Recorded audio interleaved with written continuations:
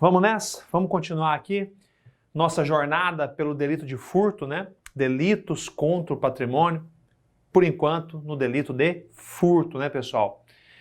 Já falamos muita coisa sobre o furto e agora vamos trazer mais informações para você, né?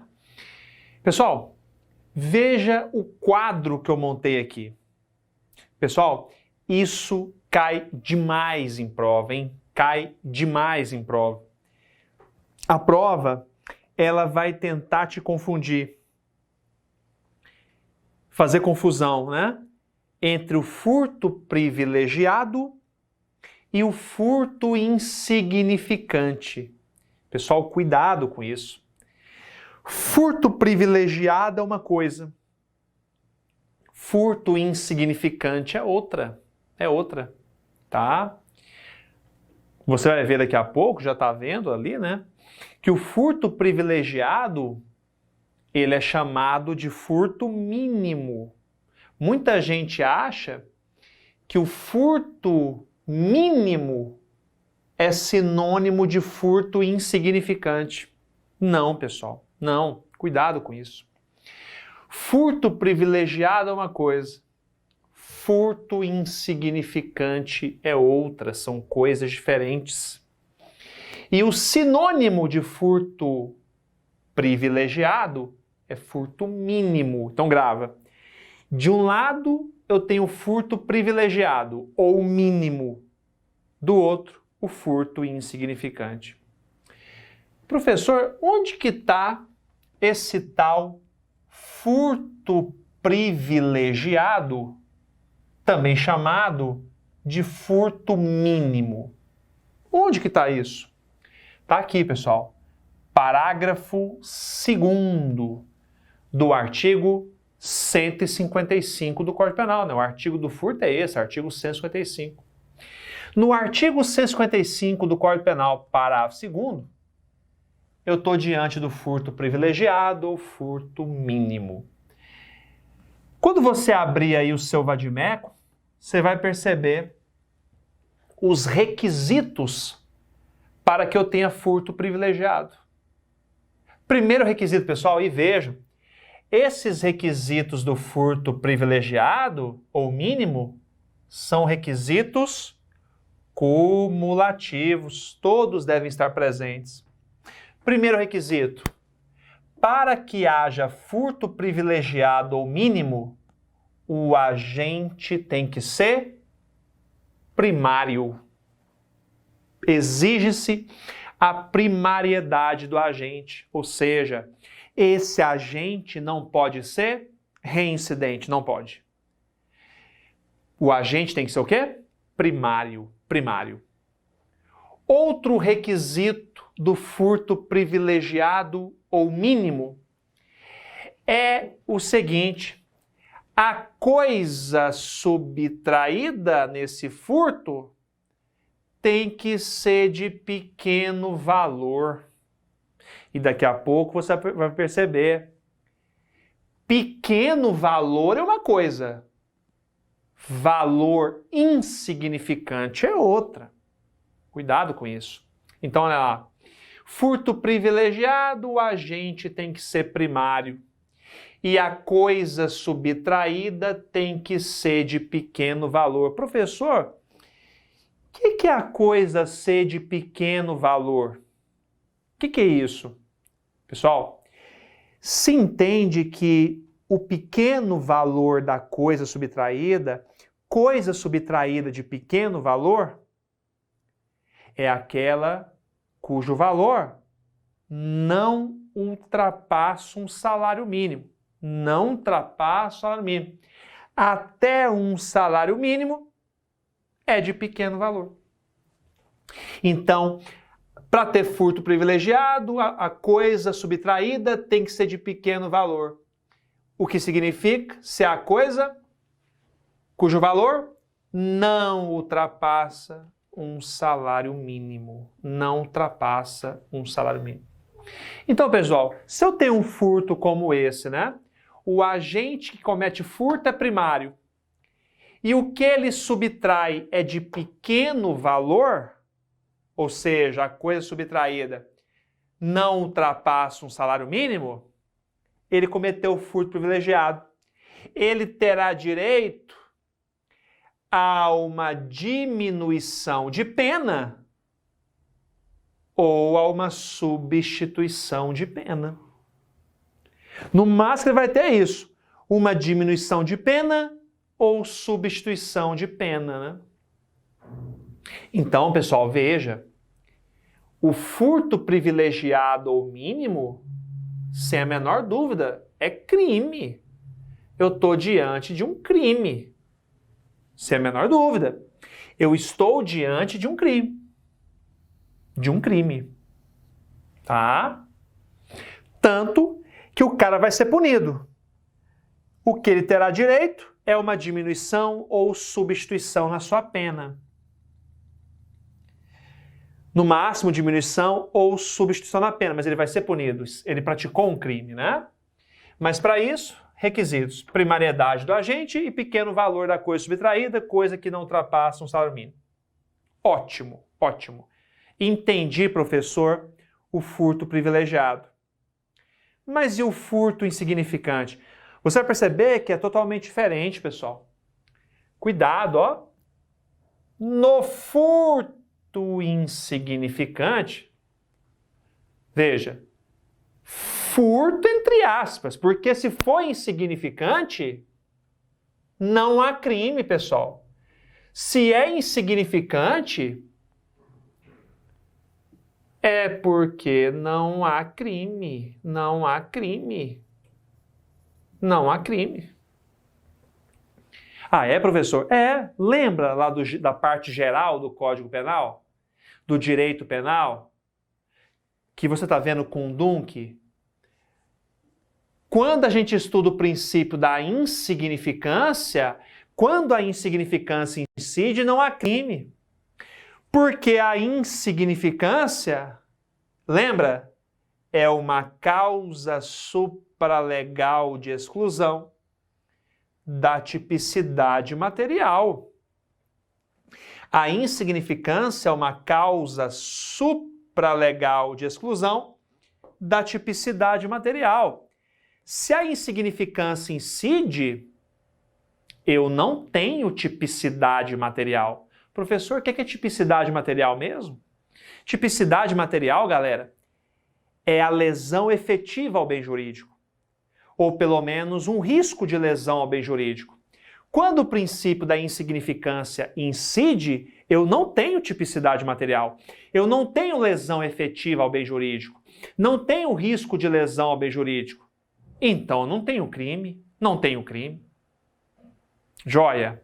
E aí, segundo o Supremo e o STJ, para que a insignificância possa incidir, e aí, eu não ter crime, porque falta tipicidade material, porque vai faltar lesão efetiva ao bem jurídico, para que isso possa acontecer, requisitos cumulativos devem estar presentes.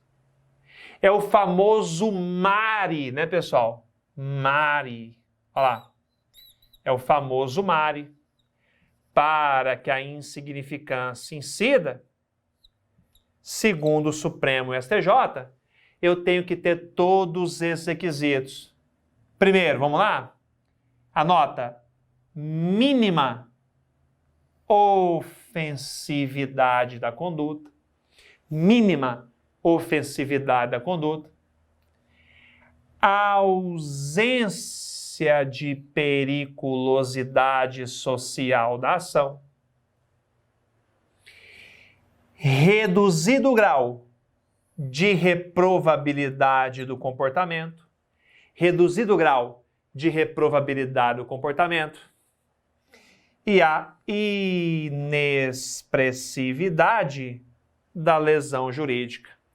Se eu tiver mínima ofensividade da conduta, ausência de periculosidade social da ação, reduzido grau de reprovabilidade do comportamento, inexpressividade da lesão jurídica, se eu tiver o MARE, a insignificância está presente, vai faltar tipicidade material é porque eu não tenho lesão efetiva ao bem jurídico, é porque eu não tenho crime. Professor, dá um exemplo. Imagina a subtração de caneta Bic, subtração de um grampo de cabelo, subtração de uma folha de papel em branco. Isso é insignificante. Não há crime. Tá? É diferente do furto privilegiado, em que eu tenho crime. Tá? Então, quais exemplos aqui de insignificância? Furto insignificante, subtraiu caneta Bic, folha de papel em branco, subtraiu grampo de cabelo, por exemplo. Aí eu teria insignificância, uma subtração insignificante. Você percebe que é totalmente diferente do furto privilegiado, né? E aí, pessoal, veja, o STJ nos ajuda a entender isso. O que o STJ diz? Ele fala assim, ó, o STJ, em muitas decisões, ele trabalha com a seguinte noção, olha, se estamos diante de crime contra o patrimônio, como furto, diz o STJ, até 10% do salário mínimo, se a coisa subtraída vale até 10% do salário mínimo, insignificante. Insignificante. Então, segundo o STJ, se a coisa subtraída é até 10% do salário mínimo, insignificante. Ah, professor, então faz sentido, né? A subtração de caneta Bic, de folha de papel em branco, de grampo de cabelo ser insignificante. Essas coisas são menos que 10% do salário mínimo. Tá? Então, até 10% do salário mínimo, insignificância.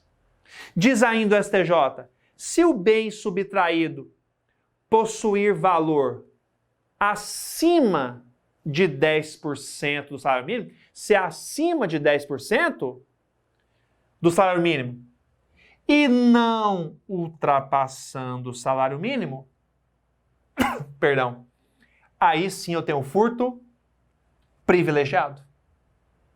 Ficou fácil? Aí sim. Coisa que vale mais que 10% do salário mínimo e não ultrapassa o salário mínimo, aí é uma coisa de pequeno valor. E aí justifica o furto privilegiado, um crime em que o agente terá a pena diminuída ou a pena substituída, pessoal. Sacou isso? Ninguém vai mais errar isso em prova, né? Não confunda mais. Furto privilegiado ou mínimo de um lado, furto insignificante do outro. Do outro. Ok? Joia, pessoal? E claro, né, galera? Eu disse para vocês, né, só um detalhe, que segundo o STJ, né, se a coisa possui valor acima de 10% do salário mínimo, mas não ultrapassa o salário mínimo, é pequeno valor, furto privilegiado. Se a coisa vale até 10%, é insignificância. Insignificância. Né? Agora, claro que nós temos que analisar as circunstâncias do caso concreto, né? A insignificância exige isso. A insignificância exige essa análise, ó, lesão versus capacidade econômica da vítima. Isso sempre tem que ser observado, né? Então imagina, por exemplo, né? Imagina o pedreiro, né? Imagina um pedreiro, ele tem uma bicicleta que vale, vamos supor, uma bicicleta que vale R$50. R$50. Pessoal, R$50 é menos que 10% do salário mínimo. É menos que 10%. Então, se eu seguir matematicamente o STJ, eu não quero nem saber. Subtração de bicicleta de R$50 é insignificante. Pronto, acabou. Mas eu disse que muitas vezes o direito não pode ser matemático. Na maioria das vezes ele não pode ser. Imagina nesse exemplo em que o pedreiro tem uma bicicleta de R$50, ok. Mas o caso mostra que essa bicicleta é o único meio de transporte dele. É o meio de transporte que ele usa para atravessar a cidade, para trabalhar. Ele é o único que sustenta a família de 5 filhos. A subtração de uma bicicleta dessa, você vai me dizer que é uma subtração insignificante? Tendo em vista a vítima, que no caso é o pedreiro, que depende dessa bicicleta como meio de transporte? Pessoal, claro que essa subtração vai ser significante. Tá vendo que a depender do caso concreto, eu não posso interpretar a insignificância simplesmente como matemática. O STJ tentou fixar essa ideia matemática para facilitar, mas o caso concreto muitas vezes vai mostrar que essa análise matemática não é suficiente. Tá? Então, até 10% salário mínimo, insignificante. Mas a depender do caso, como nessa subtração da bicicleta de R$50, poderei ter crime. Seria significante. Porque a subtração da bicicleta dessa, por mais que o valor econômico é mínimo, ela é significante para o pedreiro. Tá vendo isso, pessoal? Joia. Ótimo. O que mais? Pessoal, aproveitando agora esse segundo momento do nosso terceiro bloco, eu quero entrar com vocês já agora no furto qualificado. Eu já quero entrar com vocês no furto qualificado. E pessoal, muita gente tem essa dúvida, né? Professor, eu nunca entendo. Fala furto majorado, furto qualificado, causa de aumento de pena. É a mesma coisa, pessoal? Não, não é. No bloco anterior, eu falei para você que o furto cometido durante o repouso noturno terá a pena aumentada de 1/3, não é isso? É.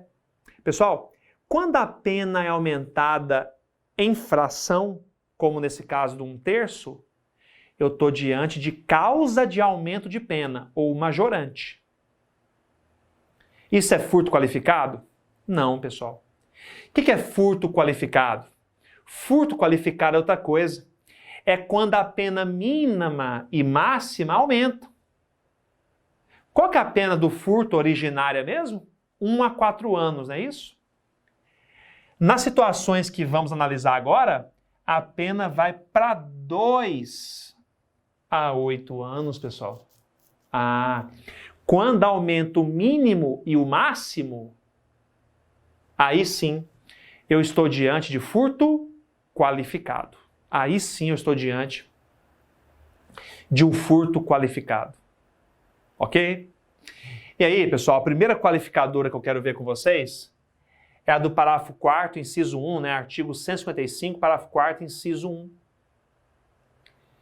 É dito que o furto será qualificado, pena de 2 a 8 anos, se esse furto é cometido com destruição ou rompimento de obstáculo à subtração da coisa. O furto será qualificado, é uma das qualificadoras do furto, merecerá uma pena muito maior se esse furto é cometido com destruição ou rompimento de obstáculo à subtração da coisa. Professor, o que é destruir um obstáculo? O que é romper um obstáculo para eu subtrair a coisa? Galera, romper um obstáculo, destruir um obstáculo que está me atrapalhando ali, né, para subtrair a coisa, é deixar esse obstáculo sem serventia. Sem serventia.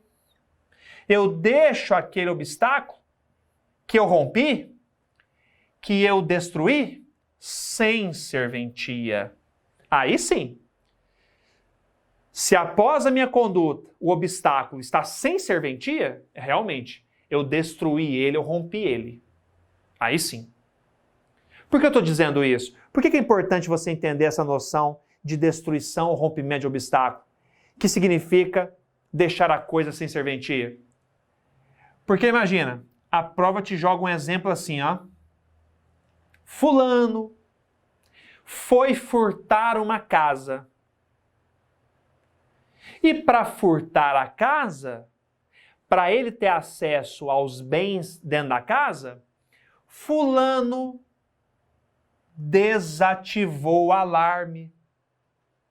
Fulano removeu telhas. Pessoal, desativar um alarme, romper telhas, ou melhor, desculpa, desativar um alarme, remover telhas, romper telhas não, né? Desativar alarme, remover telhas. Isso é destruir obstáculo? É romper obstáculo? Não, pessoal, não. Você aprendeu que destruir obstáculo, romper obstáculo, é deixá-lo sem serventia. Isso qualifica o furto.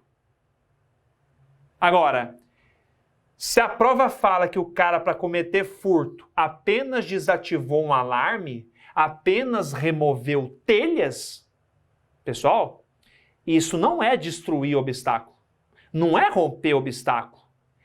O furto cometido pela desativação do alarme, pela remoção das telhas, pessoal, será furto simples, não é furto qualificado. Toma cuidado com isso. Não vai incidir essa qualificadora. Para incidir essa qualificadora, eu tenho que ter destruição, rompimento do obstáculo. Deixá-lo sem serventia.